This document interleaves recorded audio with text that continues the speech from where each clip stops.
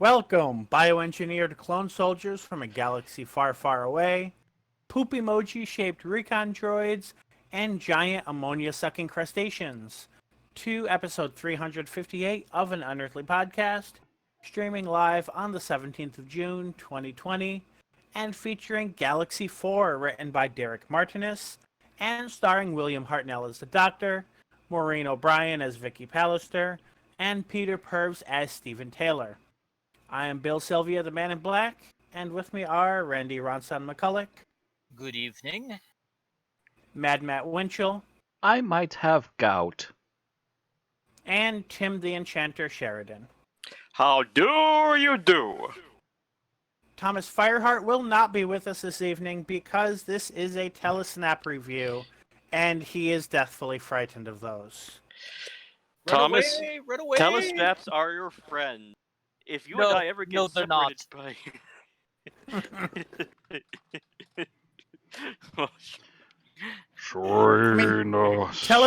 Telesnaps are your friend if you're a piece of film that plans to burn in a fire, but they're better than absolutely nothing. But they don't clear many bars. They're better than a sharp stick in the eye, but not by much.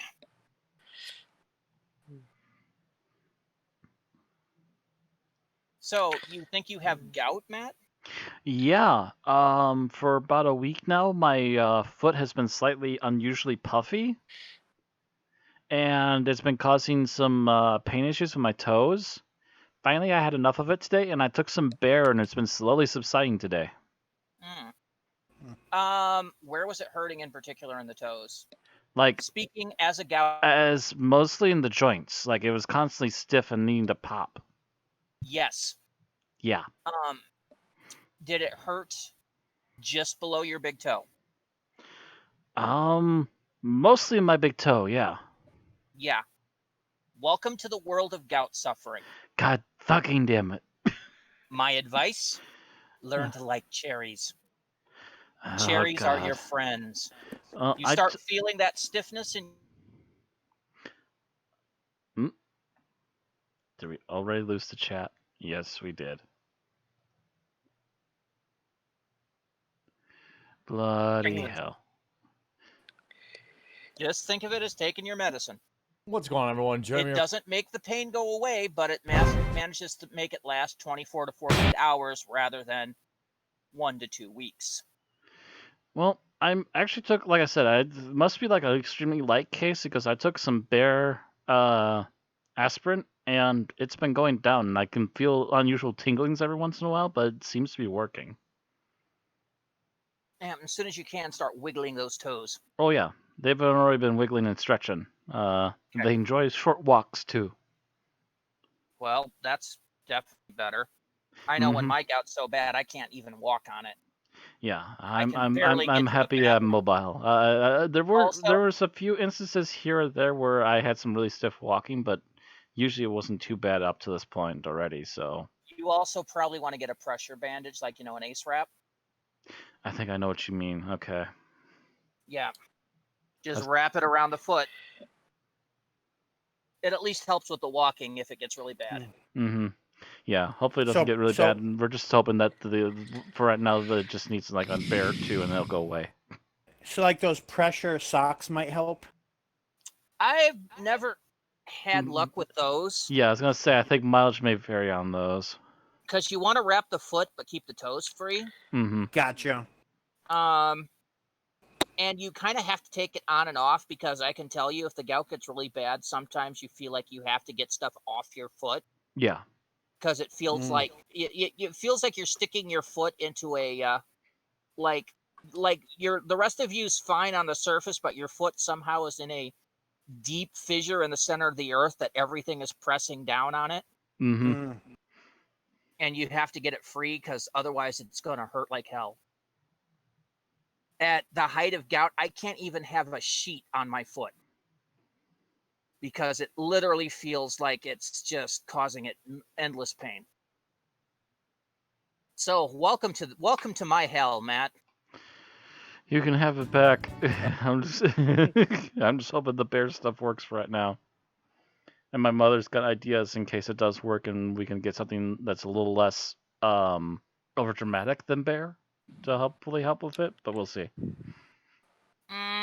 All of it's we'll see as things progress kind of deal. Well, I was going to say a lot of the painkillers don't work that well. I know that. Not on gout.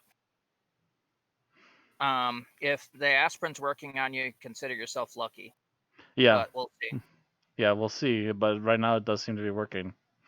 The pain has been subsided. There's occasional waves of tingling, and I think some of the puffiness has gone down too. And I took that bear, like, I want to say early this afternoon. So I'm not entirely sure it's gout either, but it definitely sounds a lot like gout so far. I know at one point I was popping an Aleve and 3 Tylenol just to be able to walk. Yeah, I'm glad it didn't get that far. I'm just like, my toes are constant pain right now. I need to, let's just take a bear, if nothing else, to at least relieve the pain. And walking, by the way, when even on that, was agony. It was, that just made it possible. But yeah. Oh yeah. In kind of lighter related news. Yeah, lighter news. Related but lighter news. I've been expanding my culinary arts again. I made beef stew on Monday. As kind of this ongoing thing between Erin and myself. Last week she made a beef pot roast that was pretty good. A little bland, but pretty good. So I countered that with a beef stew, which was pretty good. A little bland, but pretty good. You're countering with the same progression of food. Curses. Well, the reason is I don't use a lot of like salty seasonings in my stuff anymore because of my salt problem. And that's one thing beef, I think usually a lot of salt is involved in spicing it up. Frequently.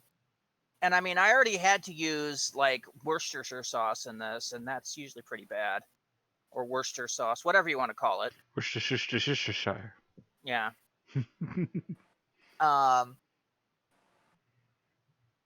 Either way, I had to use some of that in there.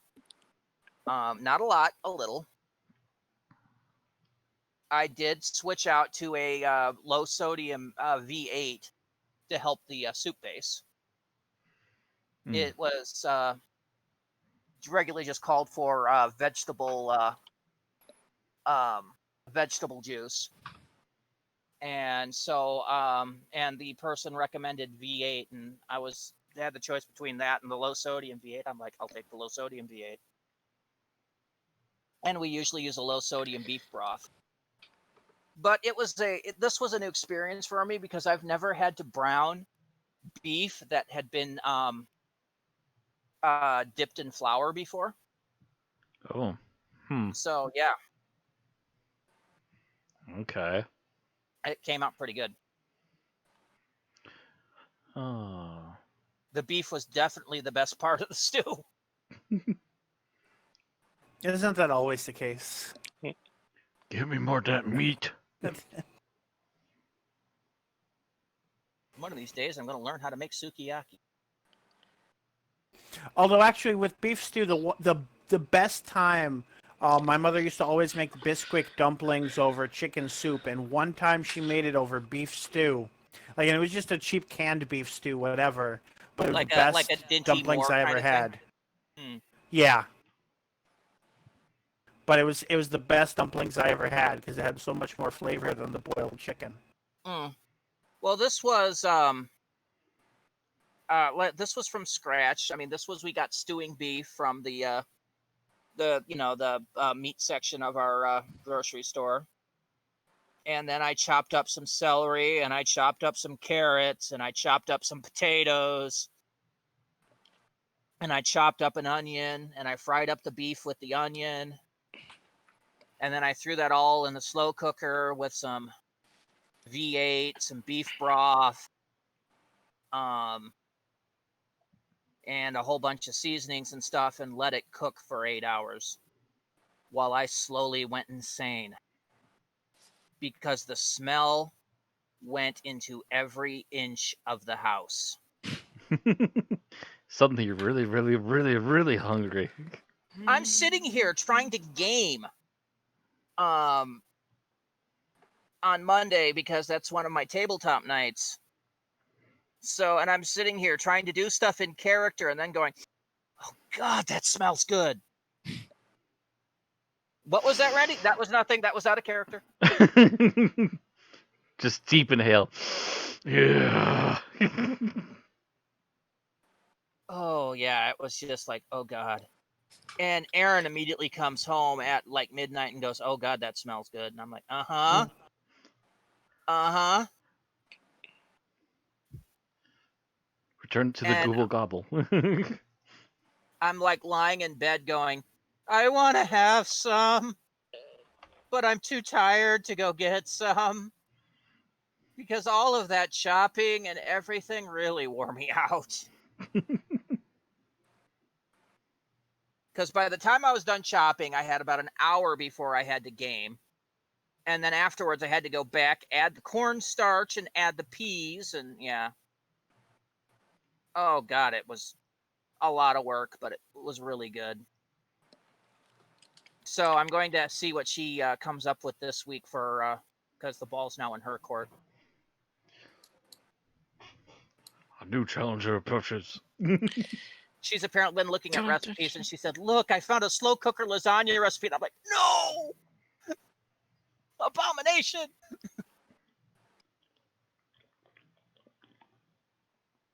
Abomination? Slow cooker lasagna? Slow cooker lasagna for me, oh man. How's that abomination? Because it's... I don't think of slow cookering that ever. Actually, that sounds like the best way to have it without it scorching. That's my number one critique about lasagna, is that like half the outer stuff is all burnt right to the pan. I hate it. I can't stand it. Well, I remember I knew this guy who has a restaurant here in town that made like the best lasagna in town. Oh, yeah. The guy here in town has like the best ever kind of pasta, it seems. Including mac and cheese, if I recall correctly. I don't know who you're talking about. I'm talking about the guy over at Picasso's. I thought there was a bunch of other stuff like that, but anyway. No, it was always lasagna. The problem is that it's fine if he made it, but if he wasn't working that day, had one of his other chefs made it, wasn't anywhere near as good. Anyway. So, I guess, yeah, so I guess I'll give my own personal update. I've realized something in my moving process, and that is one of the things I have to do is take things out and go through them and decide what to throw out and what to sell, so on and so forth. But I've noticed one of the things that starts off depressive episodes for me and makes days completely useless is when everywhere I look there are things like feeling like they're trapping me in, like there's nowhere on the floor to walk and so forth, which is one reason I avoid my bedroom a lot of the time when it gets like that. So I spent all day on Monday being extremely productive, pulling things down from high places and going through them. And then on Tuesday, I could not get my brain to focus on anything because everywhere I turned, there was stuff on the floor. So now I know what I need to do this week is get everything I can off of the floor in the important rooms. Apparently. That's an unusual phobia, but okay. It's not really a phobia, it's just a... I think it's more of an anxiety. It's like, I've always been borderline, like somewhere between obsessive compulsive and obsessive compulsive disorder. Like I've never been quite diagnosed with it, but I could definitely see that as being like an anxiety tipping point for me.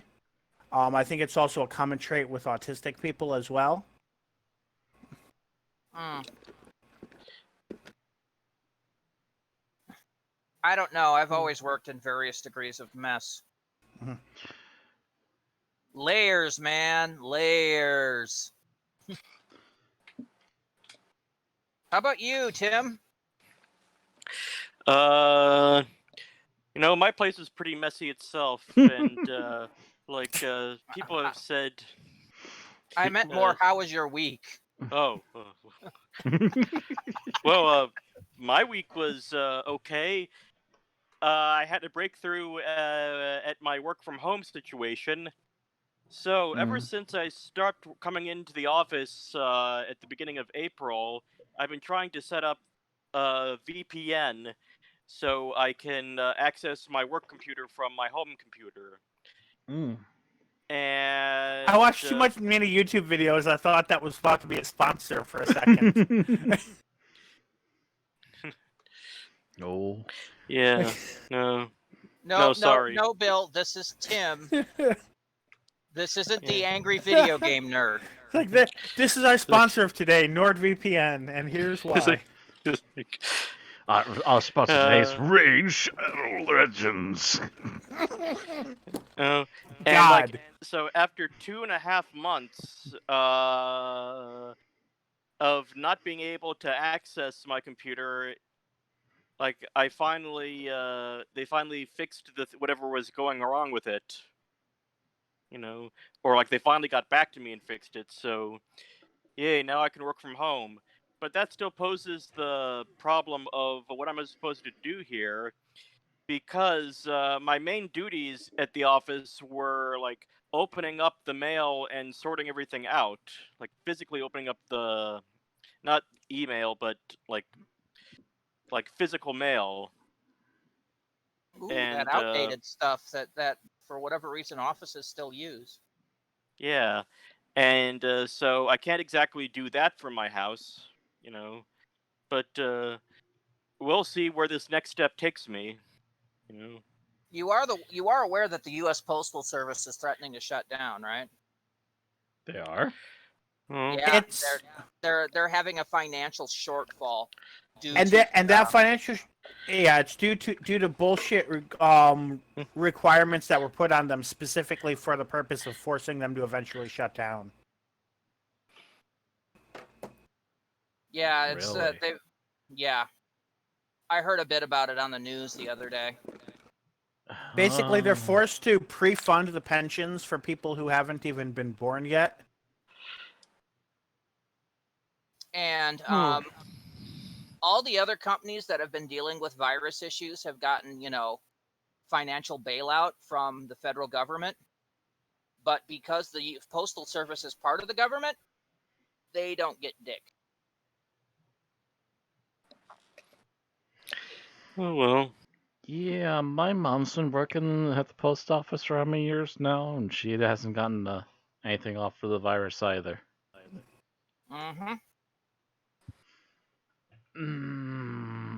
Boy. But yeah, there was a thing that was warning that if they don't wind up getting some kind of bailout soon, the post office may be forced to shut down for lack of funds. So, great. Which means everyone's going to have to pay out the nose for the bullshit from the UPS. Well, and until Bezos creates Amazon Mail. Oh my God. Yeah. I guarantee you the workers there will be treated even better. Will they privatize the post office? That's basically what that would be. That's part of the goal, and the thing is, the problem with attempting to do that is that the post office delivers in places that are unprofitable to deliver to, such as like out in the boonies that UPS and FedEx won't deliver to. Yeah. Mm-hmm. So that's just one of the big problems that would come if it were to become fully privatized.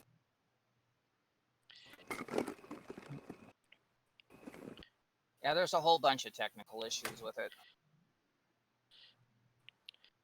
Anyway, that's neither here nor there. Mm-hmm. So, on tonight's show, we've got birthdays, we've got a little bit of Big Finish news, which I'll be doing in a completely different way, because I'm sick of shilling Big Finish without any form of rewards. You want us to hype your shit, Big Finish? You could at least give us some store credit. That way we could use it to fund further episodes where we review Big Finish stuff. Hint, hint, hint, hint. Anyway, We have a little bit of geek talk. And then it's right to the summary, our review, our final thoughts, and our rating. So this is not going to be a long episode tonight. Nope. Okay. So, first of all, with birthdays. First birthday is June 16th. And sees the birthday of Carol Ann Ford, played Susan from 1963 to 64, and again in 1983. She turned 80. Mm-hmm. That's right, she's getting up there. Hear this, Balchinian? Put her on the show one last time. No. Yes. Give her a regeneration Yes. scene. Yes. Also, the same day is the birthday of Michael Kilgareth, who played the Cyber Controller in 1967's Tomb of the Cybermen, and again in 1985's Attack of the Cybermen. He turned 83. Mm-hmm. June 17th saw two more birthdays. The first one is Arthur Darvill, who played Rory Williams from 2010 to 2012. Also was on Legends of Tomorrow, a couple of other things. He turned 30 here. He turns 38. Just slightly older than me. Just slightly. Likewise, Jodie Whittaker, who's the Doctor from 2018 to present, also turns 38. Jeez. Wow. Yeah, I had to double check that to make sure I hadn't fucked up anything. And it's like, nope, they're both the same age. They were born the same day. And they're both just barely more than 3 years older than me. It's Kismet. Anyway, so just going to show you how this is doing for Big Finish news that was released this week. Torchwood, Dinner and a Show, the latest Torchwood, and then the Eighth Doctor's new series of adventures, Stranded. Their first volume released this week, and that's the Eighth Doctor basically trapped in 2020 London. Oh, God. Of all the years to get stuck in. Oh, God. You don't want to yeah. be here, Doctor. No. Run away. And that's all the Big Finish news. All of time And and all the space news to in be caught in. Well, I don't know about you, but I'm exhausted, so I think we should just Oh, end you the think episode that's here. as bad? I have the geek talk and the review, so it's just all me today. But don't worry, Tim. I think you're the first name on the review order. Oh boy. Yeah. Oh, boy. So, Geek Talk, I wanted to talk a bit about Season 4 of Rick and Morty. I've been meaning to do this since the season ended a week or two ago, but I kept forgetting to watch the last episode, and I finally did yesterday. So, Rick and Morty has had kind of an interesting storyline going over the few seasons, where a lot of the characters have been evolving and changing, and this season is definitely one where the characters are evolving to find their own footing in a new world. Morty has slowly, over the course of this episode, basically started to, over the course of the season, sorry, that's basically started to move away from basically just being Rick's sidekick and starting to find footing on his own. Summer, likewise, the big sister, has gone through a few things trying to find her own thing, and has found it as basically being team up with Morty, which was kind of interesting. Their mother, Beth, has gone through her own arc trying to figure out whether or not she's a clone. The answer maybe, because Rick's a very bad parent. And Jerry has gone from being the productive father in season 1 to being useless in season 2, to being even more useless in season 3, to being somewhat useful in season 4. So he's had kind of a good arc and has started to find his own footing too.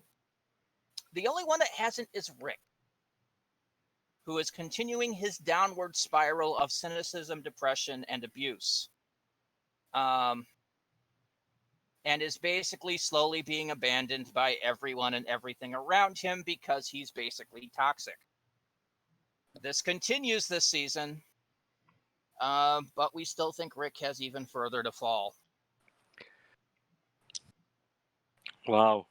All in all, this season has also started to question what it wants to be as a show, and has basically mocked, because a lot of shows have to go through this, whether they want to be a serial adventure or an episodic show, and I think they've decided to be kind of a mix, which works for them. It's also a major crisis time for Rick and Morty's future now anyway, because they recently, like a few episodes ago, got greenlit for like the next 4 or 5 seasons. Yeah, they got 70 episodes greenlit. Oh yeah, so potentially what, 7 seasons? Yep. Something along those lines, yeah. So they're like, okay, now we really need to decide what we're doing with them. Yep. Yeah, we really need a course decide. We So really they're need gonna a course figure that direct out. this baby hard. I know the creator, Dan Harmon, I think it was, says he wants Rick and Morty to go year round, but he only wants to do like 1 episode a month. So it might be 12 episodes a year. What is he, a YouTuber? Yeah, I was about to say, that doesn't work on TV. It might for Adult Swim. Because then, Mm-hmm. once a month they would have 'Cause- that Rick and Morty Sunday, and then reruns. Because the what rest else of is the in that slot? Okay. time. It's something. It's not something that they've said has happened. It's something he's thinking about. Yeah, I'm not sure where a channel would have the room for that unless it's going to be done by the end. And then they just aired like a normal show. But it's so a lot of the episodes were almost self-mocking in a way, and trying to redefine it, and they seem to have come to some kind of consensus and footing on a lot of things that they're going to try to change, but not too much, and not try to throw out all the old, the new. So all in all, this is a season worth watching. The season where Especially they if start to you're- realize they need a long plan and need to settle on something. Well, the last season was it started strong. I mean, Pickle Rick is still technically a meme. It's a meme of cringe. But because that episode was so well liked, though. But as the season went on, it lost steam. Whereas this one kind of picked up, wandered around a bit, and then found its way at the end. So it's more. Are there any references to the ongoing plot with the big bad in the latter half of the season? No, they continued some of the plot with the Federation from, I think, the end of series 2. You do get to see Gotcha. what happened to Bird Person and his wife, and I think he's Phoenix Person now. yes, that is correct. He's no longer BP; he's PP. Oh man. Yeah. So that plot is continued, but the big plot with Evil Morty is not. A lot of fans are wondering if Morty eventually becomes Evil Morty, but Yeah, no, that's a theory. that's a fan theory, not a fact. Yeah. If they don't have all the facts, they don't have all the facts. Yeah, we have to wait. But Morty is obviously sick of Rick's shit. There is an episode this season called the Vat of Acid episode, where it's just like Morty basically goes off on Rick on stupid ideas. And then Rick kind of forces him to go with that idea, and it's obviously that Morty's kind of fed up with it. And that kind of shows at the end, because everybody's off doing their own thing and Rick's by himself, because they're just basically all told him to fuck off. So it's good to see where this is going. I want to see where this continues.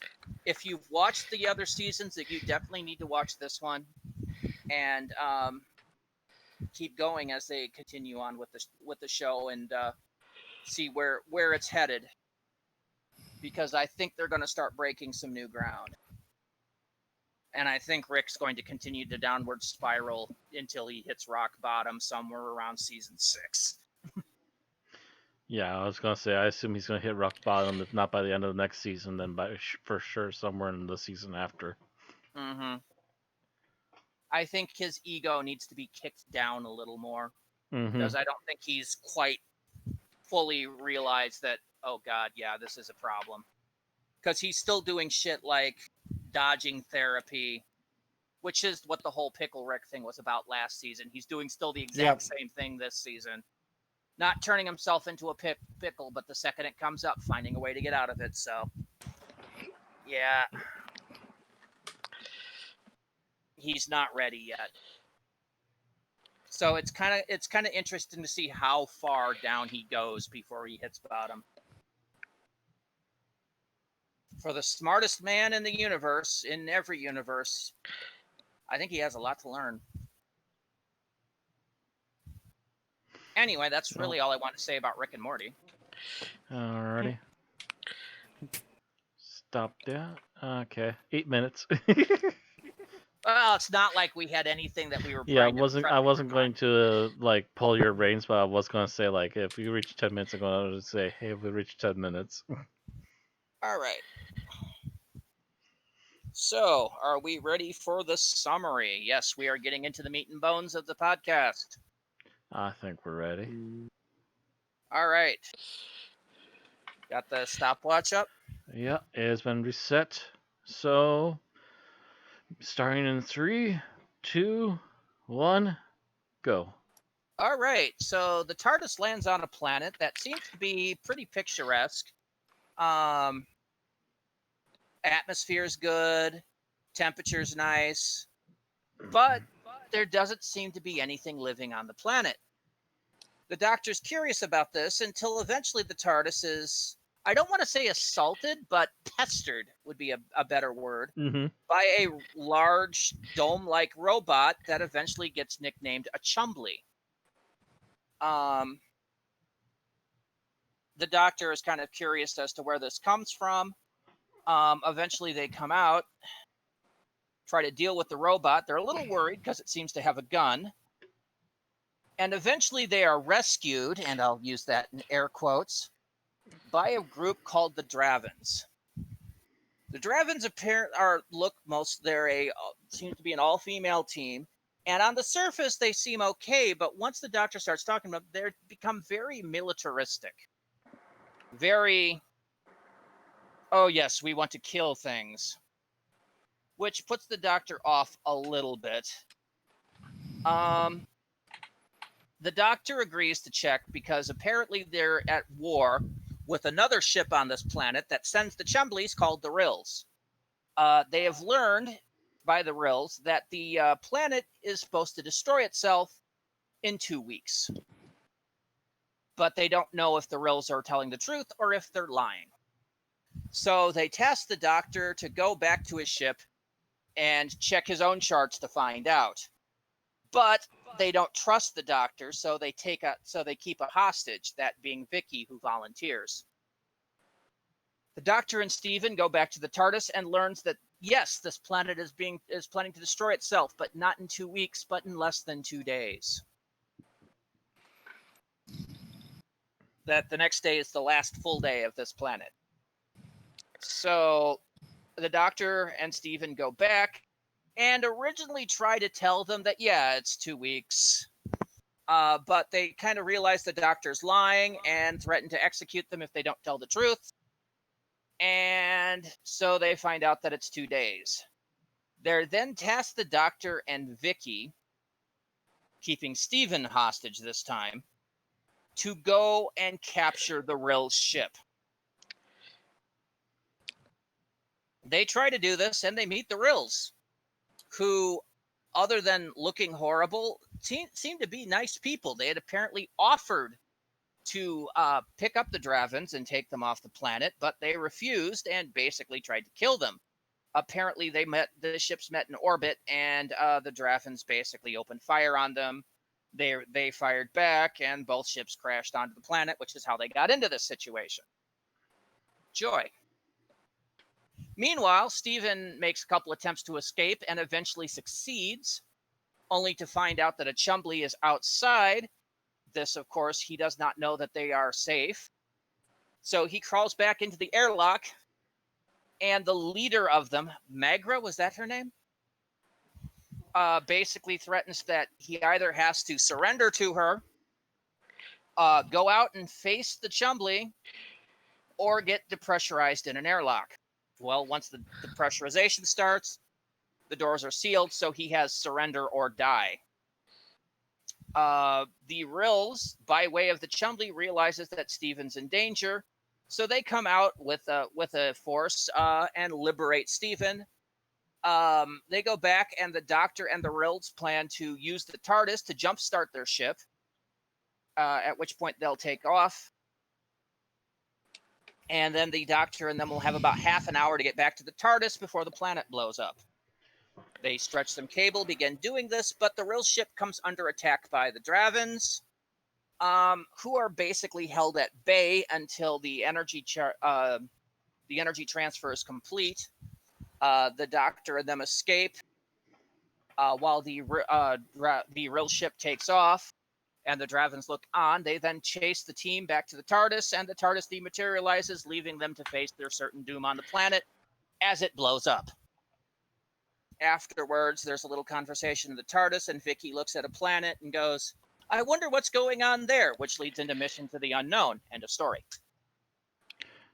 Bingo. Got it in 4 minutes, 48 seconds. Yes!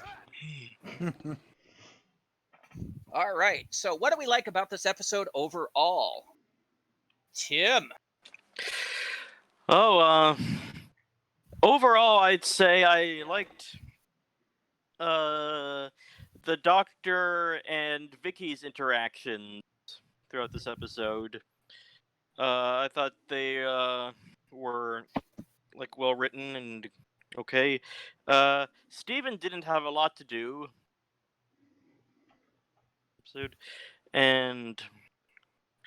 But I liked how the Doctor has progressed nicely throughout the seasons to being a more open and friendly in person, and I think Vicky is a good foil for the developing Doctor. Mm-hmm. All right. Matt? Overall thing I liked. I definitely liked at least what we were able to see of the designs for this episode. You got the almost seemingly clone group of blonde women who are a advanced military group, but they seem to be a little less scientifically advanced. Then you got these really nicely designed robots that can apparently collapse and or extend themselves when powered up at will, which is also really interesting for 1960s design. I kind of wonder how they managed that. And then you've got the Rills, who, while we don't get to see much of them, sadly, because the footage is gone, we do have at least a few stills, and they look like a very interesting alien race that could be revisited at some point. Yeah, my fan theory is that the Rills are a race evolved from the Mutos from the episode The Mutants. But that's my thought. That's my opinion, not anybody else's. All right, Bill, how about you? What did you like about this serial? I guess I liked dealing with the Rills. I guess I just like that they actually you have there's this whole thing built up of they even before you meet them, there seems to be these two different sides. Well, were they actually inviting these people, or were they scheming or whatnot? And then you find out no, they're actually just trying to be nice, but this other group of that looks more human is just a bunch of assholes. And the Rills are just genuinely nice people, and I thought that was kind of interesting and an enjoying way to take it. It's almost like the opposite of what they tried to do with the two Doctors, except pulled off better. Yeah, well, this one, obviously, the story of the Mori is don't budge a jook by its cover. Mhm. And, they managed to tell it through storytelling. They don't actually just come out and preach it to you. Hello, Chibnall. Mhm. Mm. See how that worked? It worked rather well. Yup. So I really liked the Chumbleys. And I didn't just like how they look. I liked how they sounded. They almost kind of sighed as they did stuff. I'm like, wow, that kind of makes them almost human. If they had a few more sighs, you could have actually gone like an R2-D2 route with them, and they seemed to be communicating. But even so, it was still kind of that everything from how they moved to how they Well, did everything, their to how they extended long sounded. beeps were technically If- them communicating, but yeah. If this came out 15, 20 years later, they definitely would have done a little bit more R2-D2 imitation. Mm-hmm. Yeah. Anyway, let's talk about what we didn't like about the serial. Tim. Okay, so I thought that the Darvins and the Rills weren't very evenly matched in terms of like fully rounded character development. I thought there were times when the Darvins were a bit one-dimensional compared to the uh now that might have been an intentional thing to like I think it was, but they could have made the Darvins a little more nice at first. yeah. Or Like at them least try to make faking them it. pretend to be nicer for a while longer. Yeah. Mhm. So that Mhm. the big turn that the Rills were the nice guys and the Darvins were the bad guys was more of a surprise that you get in like episode 3, not in episode 1. Yeah, Mhm. as to being pretty Yeah. obvious in episode 1. Either Yeah, that like- or they could have also done the Darvins are dicks, the Rills are nicer. Oh, guess what? They're dicks too, but they didn't go that route. Yeah, I was Mhm. almost half expecting Mhm. that in episode 3, and they didn't go there. I'm like, well, that's nice of you. I feel like that's become a thing that I kind of was expecting that they kind of subverted.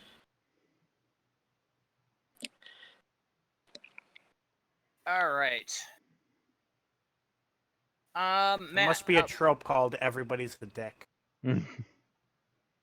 Everybody's the asshole. Overall thing I didn't like about this? mhm.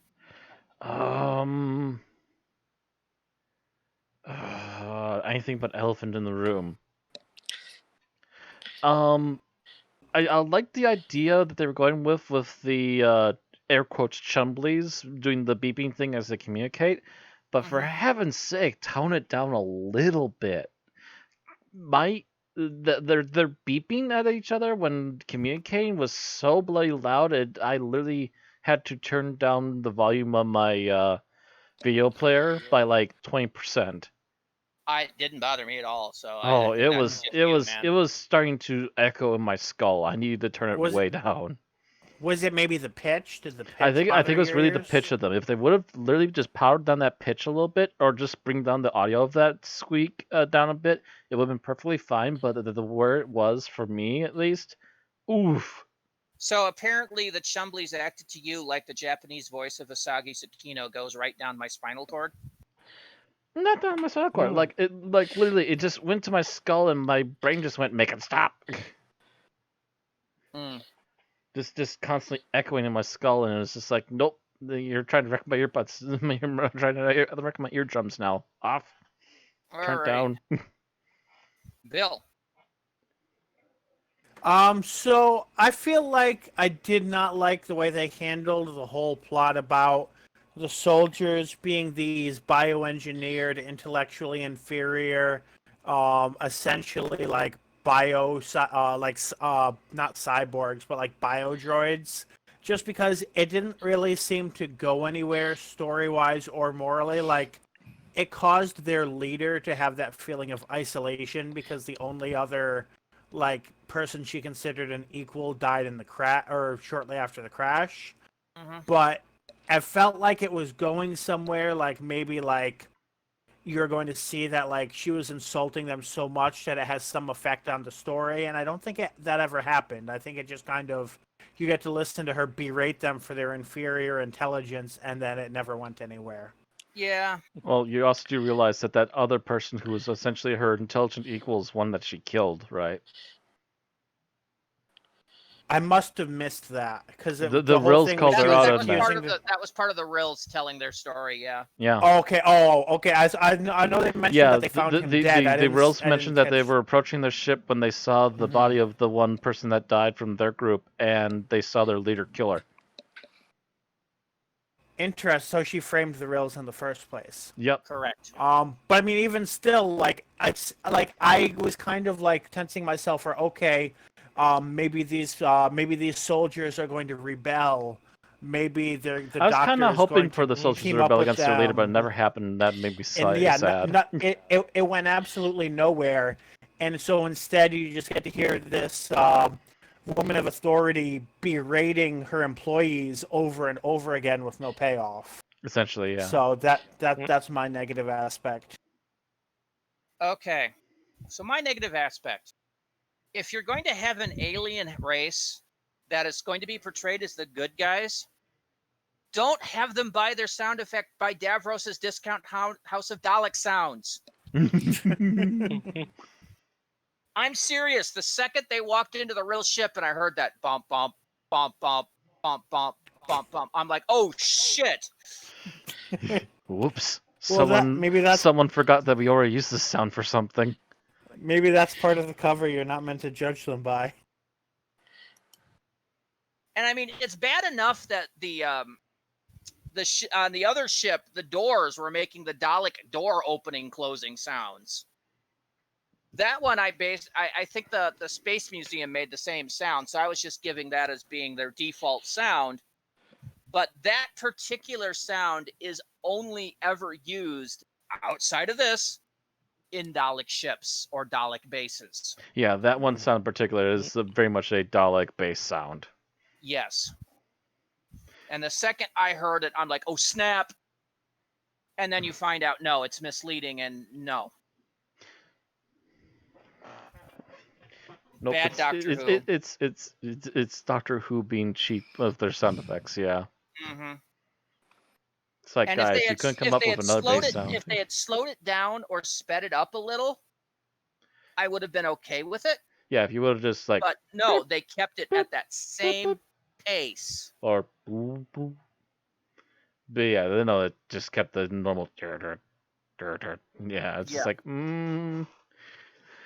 That Doctor Who's taught me one thing, that's the sound of a bad guy bass. Yep.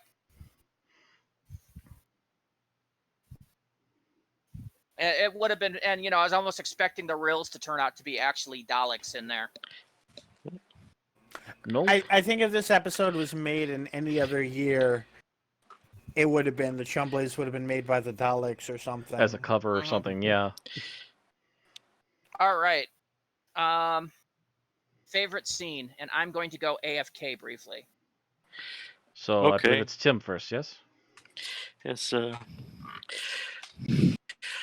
I love the scene where Vicky and the Doctor are hiding behind the something, and like the Doctor explains, the scientific method to Vicky, like observe, conclude, and then Vicky like throws the rock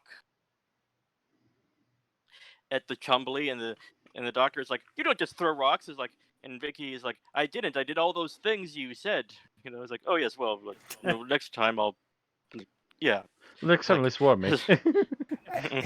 It helped for that when Peter Purves explained in the beginning that some of the lines were written for Ian and Barbara. Because I'm like, oh, a scientific method lesson. This definitely sounds like something the science teacher should have been, would have been written to talk about. Yeah, kind of, sort of. Okay, I guess that brings us to Matt. Actually, don't you go before me? According to the written list, I'm after you. Okay, I thought you were before me, but all right. So I'm going off what Randy wrote on the episode outline. So. The outline is correct. okay. So a moment I liked. I'm going to go with the moment that trying to think of his name now. Like heck, my brain. Steve? Steven. The moment that Steven gets with the Rills, as he's just survived the others, the Dravins, and he's still kind of suspicious about the Rills, and the Rills actually just basically calmly logic him into a, well, obviously kind of moment, and he's just like, oh dang, yeah, actually, you know what? I don't even care what you guys look like. Yeah, you're officially awesome at this. By the way, do you guys need this thing hooked up? Well, actually, yes. If you could help us manage that, oh, by all means. And just immediately starts walking over, being useful. All right. It's just a really good moment just to help calm him down and to further implement the fact that we should like the Rills. By the way, what was Tim's favorite? I'm sorry, I had to use the bathroom badly. That's okay. I liked the part where the doctor is like explaining the scientific method to Vicky, and then Vicky throws stone. the rock. Oh, damn it, that was mine. Figures. And All right, so then we go to Bill. so I guess I'm going to go with the scene where the Rill gives his side of the story to Vicky. It's not like a major, it's not like a huge scene, but at the same time, it's just like, all of these suspicions we've had are kind of either confirmed or debunked, depending on where you are leaning, and we kind of get to see more of this alien race, which we hadn't seen up to that point. Even though Vicky apparently can't see them, we can see them pretty clearly through, at least in that one screen cap, through the window. Oh yeah, by the way, that's the thing I found out about this afterwards. We were not able to get the one episode that does exist now, which is Airlock. Yeah, but up until then, they only had like majority of like maybe 2 or 3 screenshots of them. Yes, let me actually take a moment for that. Airlock was found in 2011. It is not entirely complete. Oh, that doesn't help either. Yeah. It's missing like the last 2-3 minutes and the end credits. And it was only ever released on the special edition DVD of the Aztecs, which I do not have. Oh, so it's hidden away in another DVD as an extra then. Yeah, that doesn't help. Yes. I went to go to find that footage online and I could not. Every place I looked only has the original, has the telesnap. Yeah, the telesnaps versions. The only one that might have had it was Thomas. But Thomas, of course, doesn't show up for this and probably didn't look.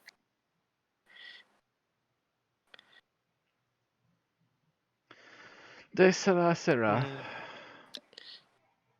So I think since my favorite was taken, my second one would have been where Steven attempts to outsmart one of the Dravins.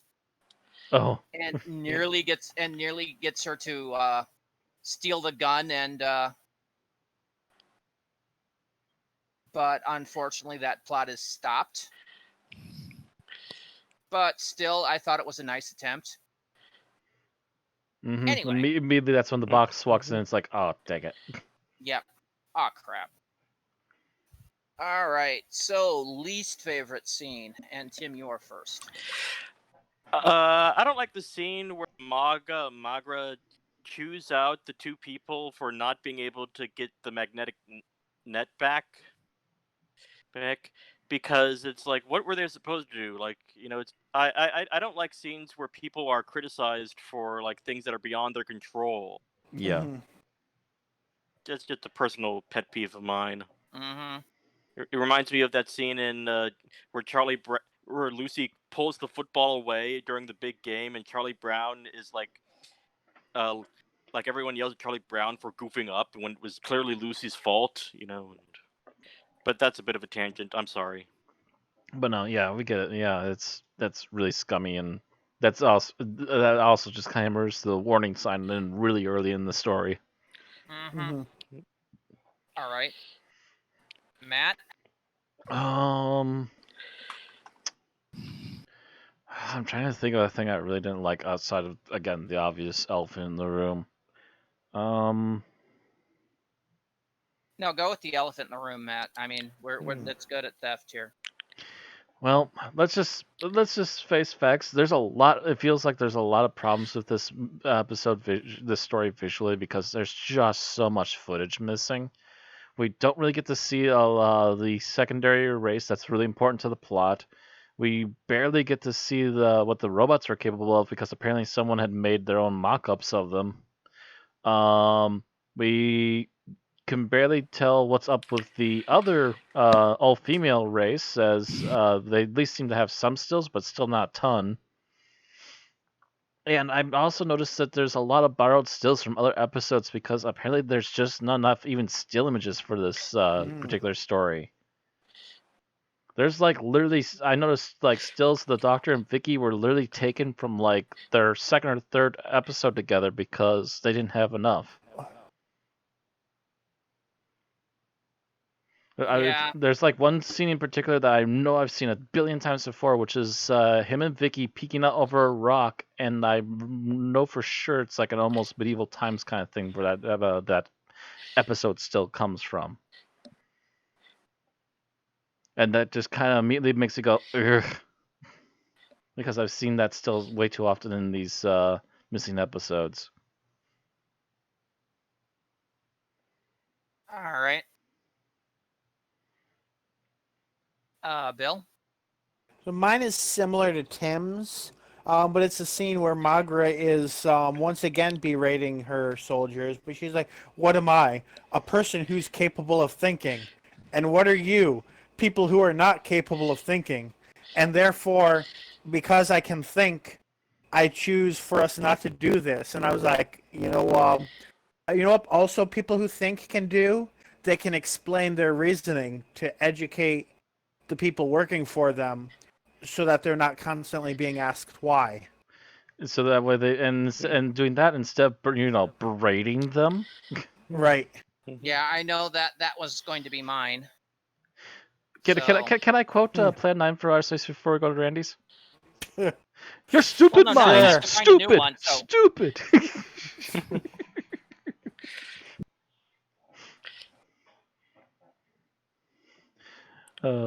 But yeah, just Plan 9, that one. Oh, that would have been another backup. I would have gone with that too. Oh well. Because Now the that I one you thought were of it. talking about was the one in episode 3, right, Bill? Yeah. I'm pretty sure, yeah. Yeah, that was mine. Mhm. So, and this might have just been the footage, telesnaps.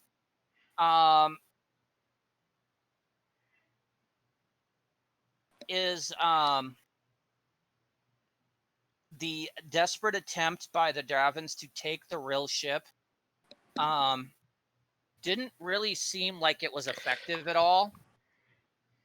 Nope. And I don't know, because it basically just looked like they were standing there looking at the ship. So Apparently, from what I could put together from the audio and what we see happening, one of them got close to the ship, got knocked out. We don't know what happened to her. And the others are standing back in like the rock line or something and just shooting fire with the robots while the robots just keep them at bay. Surely Terrence Dix has explained what happened at some point. but I guess yeah, not a novelization that Randy has. I might have this one somewhere. I just don't remember reading it. Actually, let me see if the wiki page here has anything about that. But go ahead. No, I think that's it because I'm out of scenes really, because yeah, I don't really have much more to put into it. All right, so I guess that takes it down to our final thoughts, and Tim is first. Well, my first final thought is it would be amazing if one day it's revealed that the Chumbleys are to the Daleks as the Snork Eater Eaters are to the Snork Eaters. No, those would be the mechanoids from Mechanus. Yeah, we already got them. Oh, I just thought, okay. But anyway, I thought this episode was more heavy on plot than it was characterization, with the exception of the main crew and the Vrils. But I liked the design of the Vrils themselves. That was very, like it was like off-putting enough to like make you like question, your own like inner prejudices, but not too that where the reveal that they were good guys wasn't like Completely too questionable. out of left field. Yeah. The characterization of the Darvish should have been handled better. And like Steven was saying at the beginning of the introduction to this episode, they could have done a little bit more rewrites to like make this script more friendly to the new companions, rather than having to like just switch over the dialogue to. But I don't know. I thought the people who made this presentation like did a very good job, considering how little they had to work with. Mm-hmm. It was very innovative. So basically, those were my final thoughts. So back to me, I assume. Yeah. Oh, Oh, well, yeah. I guess Steven was relatively new because he started at the beginning of the Time Meddler, and that was the serial before this one. Vicky had been there though for half a season, so. Oh, you know what? I'm willing to bet that maybe Time Meddler might have been the episode where that rock came from. Anyway. Yeah, I really like the idea. I've not actually sat down and listened to this one before. This is one of the few from older Who that I haven't actually seen. There was a point where I just kind of burnt out on the Still Image episodes, so I just started skipping them when I found them. Back in Well, the you day don't when I have was to Well, watching. now that we've anymore. now we've reviewed them all, and by we I mean everyone but me. Yeah, this is one of the ones that I had not seen up to this point yet. I'm actually ashamed for having skipped it. I quite like the story. There's a lack of characterization in some of these characters, but overall, I think the ideas of the plot are were achieved, and they did a really good job of it. And they managed to keep the new main cast, new and old, going pretty well. And I don't see very many plot holes in this one. This was a pretty solid one, and I just wish there was maybe a touch here or there where they could have maybe improved things, but otherwise, it's a pretty solid episode. All And right. and the missing footage really does suck for some points. Yep. Bill? Right. So first off, I find it kind of funny that I was actually putting up some posts this week looking for TV or movies, TV episodes or movies that had alien cultures with gender roles that are completely alien to Western culture.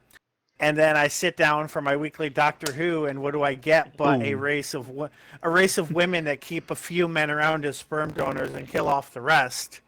So I thought that was a funny coincidence there. That said, this episode, yeah, I think we've covered most of what there is to say. There's definitely some things that could have been developed a little better.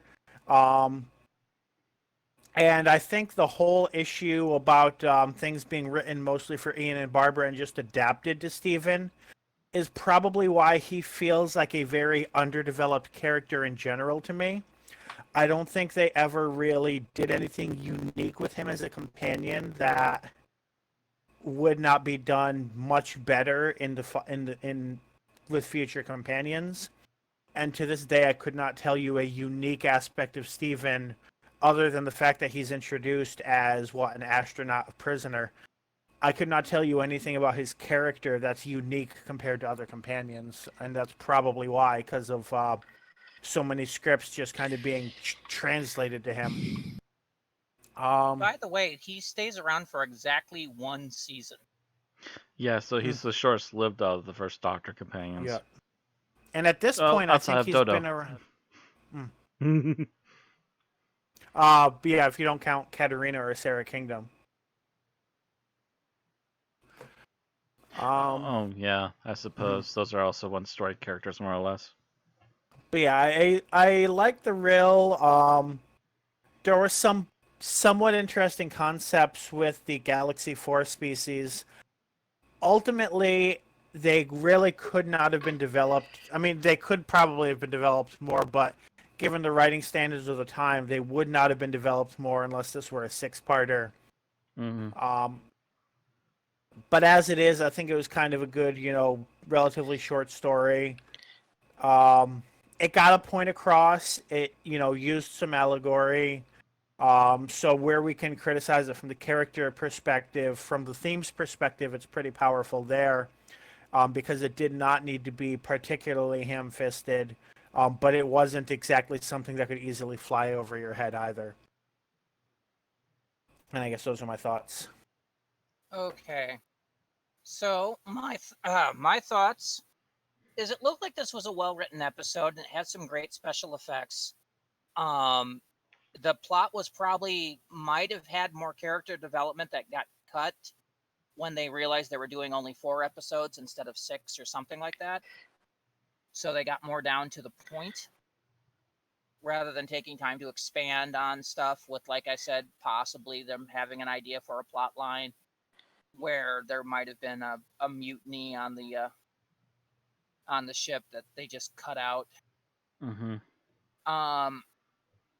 And it looked like visually it was very nice. However, it's very hard to tell with some of the telesnaps, which get used an awful lot. I would have loved to have seen the mostly complete episode 3, but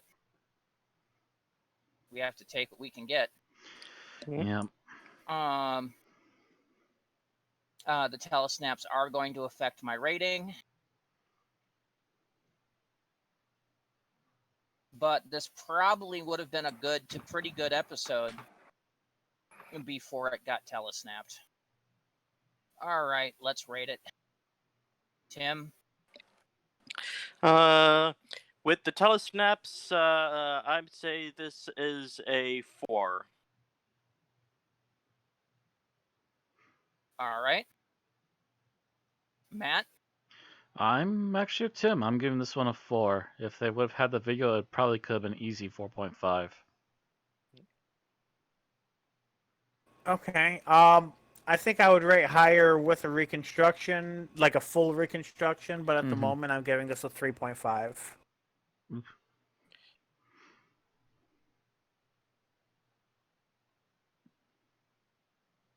All right.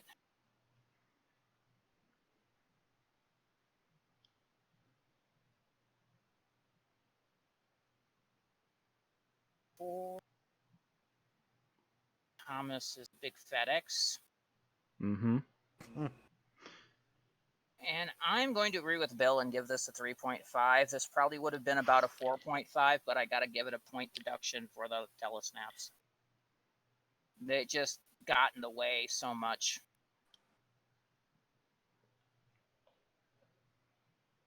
And between us, that gives it a score of 3 3/4 or 3.8.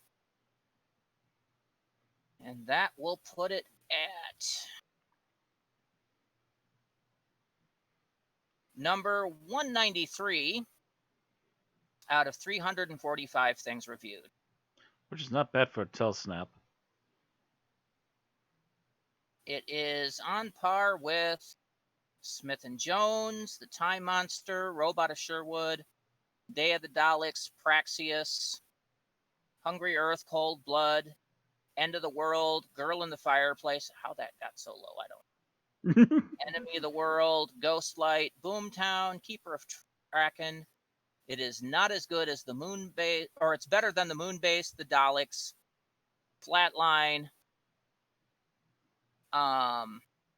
The Idiot's Lantern, Smile, etc. And not as good as Power of the Daleks, The Doctor's Daughter, Gardens of the Dead, The Chase, The Next Doctor, Blink, Monster of Poseidon, etc. So there we go. 193 of 345. That's all we have to say about Galaxy 4.